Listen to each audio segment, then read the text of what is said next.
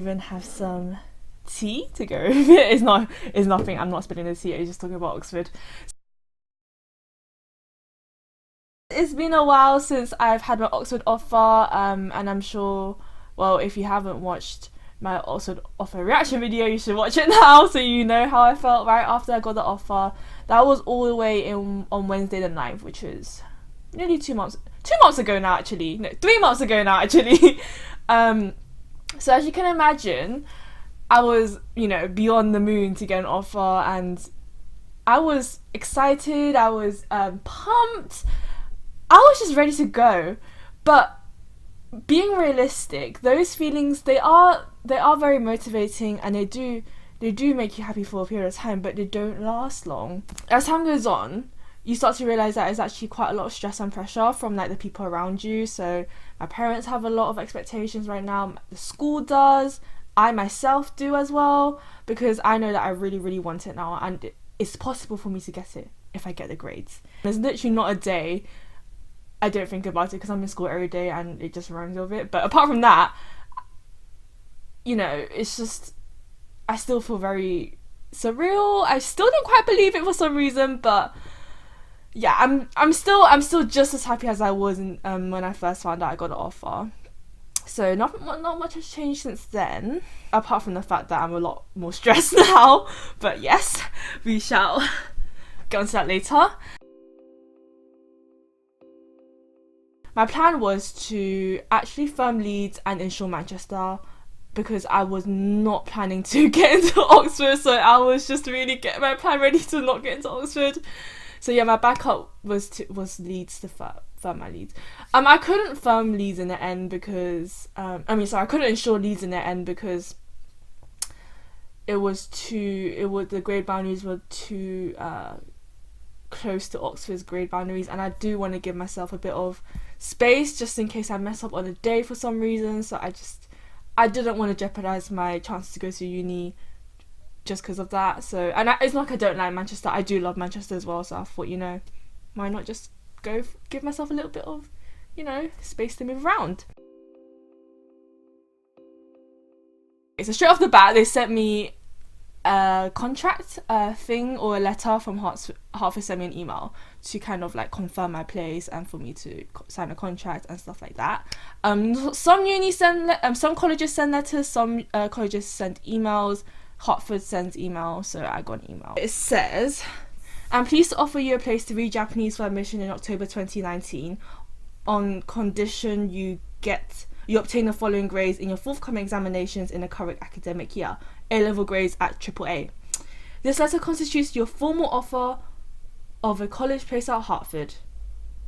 The university will make your formal offer of a university place for UCAS by the end of January." So yes, so that's what they sent me, and of course I was very excited when I got that. They've sent me some newsletters. So they send stuff like this. So it just says preparing for Oxford. It's basically newsletters that lead you to a page where, this month's one is about health and welfare. So there's emergencies, harassment, student resolution service, disability counselling and health. So if I need any help in those areas, I can just read there. And I didn't notice this until recently, but I find it really cute because at the end of each newsletter, there's a self-help study tip. And this month's one is, "It's helpful to develop a more strategic approach to note-taking than simply writing down what looks important. Read chapters or articles once through thoroughly without taking any notes. You'll better understand what you're reading, your notes become more concise." So it's basically just another study tip, which I think is really cute, and I need that right now. Student accommodation actually opened, I think, 2 weeks ago, something like that. I filled in half the application already, I just need to finish it. I have started that, and I have looked into the finances at Hartford. So accommodation wise, for first year I have to live on campus, so I have to live on the main campus, and I don't know what room I'll be in until I get there, because it's like a random draw kind of thing. And when I do get a place there, or when my place is confirmed there, I'll get like a college mum and dad where they'll help me and stuff like that around the college. So yeah, so Oxford, you don't really need to look for rooms for now because you're guaranteed like a room in the college, I think, for the first year. Second year I'm going abroad, so that's for me to think about when I have to, and then the rest of the years I'm there, I have to look for my own accommodation. Finances, I think I read that like the rent and stuff like that are 3,000 a month, no, a year annually, 3,000 or something a year annually. That's for rent, and then it's catered, so there's like a dinner hall, so there's no kitchen. You have to eat at the dinner hall for dinner, except from the weekends, which they don't offer lunch in the weekends. I remember I was really upset. I woke up like, I'm ready for lunch, and there was no food. But so it is dinner hall catered, and I think the cost for that annually was around 1,000 something pounds, and then maintenance is around 2,000, I think, as well. So it's pretty much the same as any other uni. There's nothing extra expensive or extra cheap. In terms of the bursaries they gave us, I'm not sure about that yet. I'm not going to say it's been going like brilliantly, because there has been lots of ups and downs, because it's very stressful, and I have been a bit hard on myself, and I think that has impacted the way I perform in some subjects right now. I mean, my grades have been fluctuating, but it's not like gone down a certain amount. It's just been going up and down these two like grades. But yes, but I am getting extra support from every single subject. So in case you didn't know, my 3 subjects are English, economics and theology. I've been getting support from all 3 of them. If I was to say which one I'm struggling with the most right now, it would have to be English.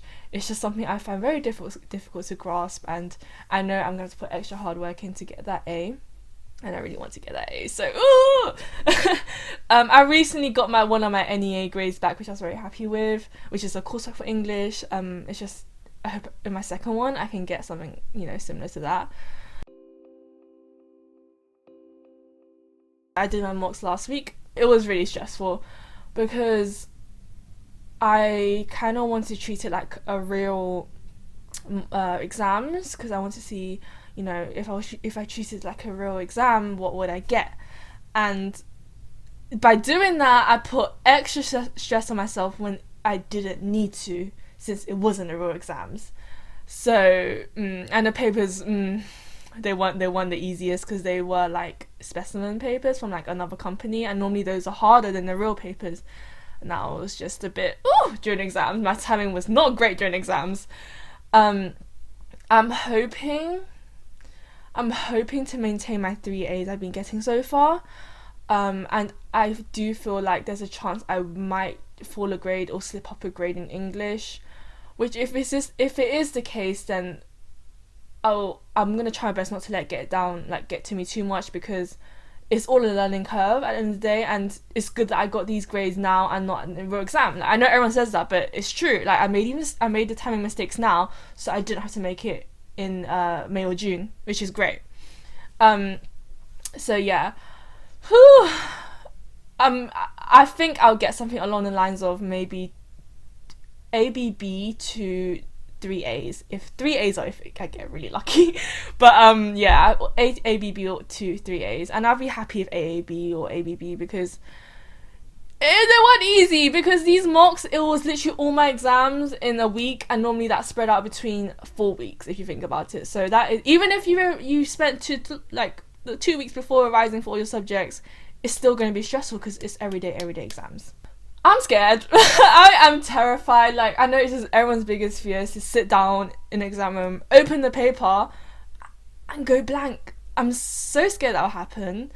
And to be honest, I think that happened during the mocks as well. I opened a paper, I saw the questions, and I was like, I don't know how to answer this. And I think that's bound to happen. And I'm going to expect for it to happen, because if I expect for it to happen, I'll have some kind of plan in my head if it does happen, so I won't be as caught off guard, which is good. Yes, so my first exam is on May the 20th, which is very soon. And my last exam is on June the 17th, which is the theology paper. Whew, very nervous about that. I mean, I just want to get over and done with, basically.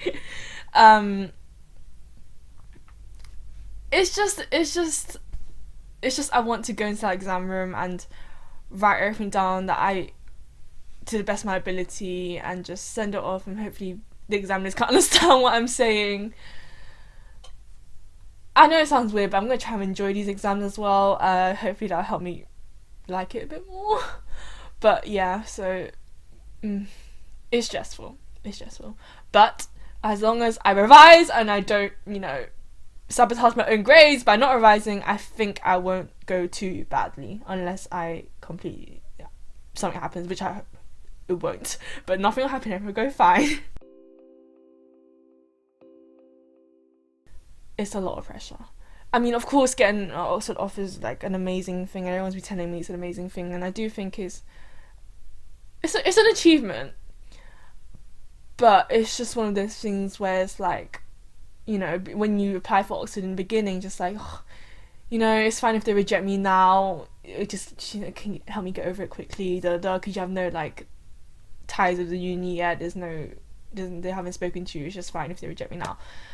And then come the interviews, post interviews, where just like, oh my gosh, if they reject me now, I'll be so upset because you know you were so close and they, you know, just didn't like you for some reason, which is, you know, fine. And then there comes the what if I miss a grade after interview, like after you get an offer, what if I miss by one grade? What do I do?